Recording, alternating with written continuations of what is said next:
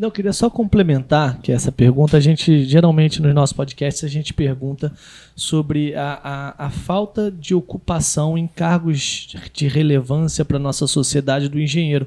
E aí, complementar sobre o que o senhor acha da formação, perguntar o que o senhor acha hoje do engenheiro como um elemento de formação do Brasil do futuro.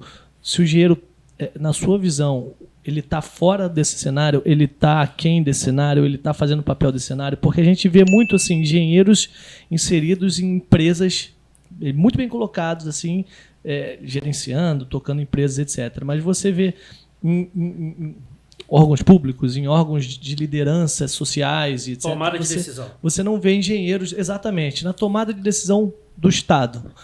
O que o senhor acha dessa participação? Ou se, não, eu acho que o engenheiro não tem que se envolver nisso, ou não, acho que está faltando engenheiro. Presta atenção.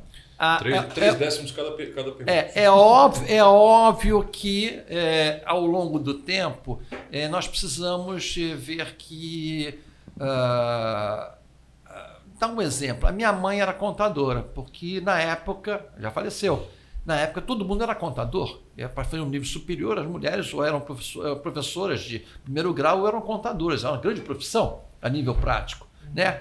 E depois houve uma época que apareceram uma série de advogados. O advogado até hoje está muito presente, né, na nossa sociedade. Então tem altos e ciclos. Então tem uma época que apareceram mais arquitetos, ou mais engenheiros, ou mais isso, aquilo. Eu diria o seguinte, que talvez no serviço público o profissional de engenharia tem mais criatividade para não estar no serviço público, estar em outro. Eu acho que ele consegue se sair melhor, digamos, a nível prático, enquanto que os outros têm um perfil mais para o serviço público, mas precisam ter engenheiros, obviamente. O engenheiro é aquele que elucida, resolve, toma direção, ele é mais, digamos, direcionado a chegar a uma resposta. Problem solver. O que a gente fala, por exemplo, dentro do estado do Rio de Janeiro, como exemplo, não existe nenhum secretário de estado que seja engenheiro.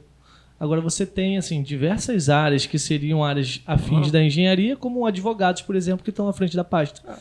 E sendo que o engenheiro tem essa visão de gestor também, né? Mas aí ele tem que ter uma aptidão para administração, talvez um pouco para digamos, para política, porque talvez os secretários de Estado sejam todos políticos. É a arte de você conciliar, não a arte de querer que você fazer aquilo daquela maneira. Você tem que saber dizer um não e, a partir daí, tentar controlar isso. Aí, né? A nível prático, né? Não dá.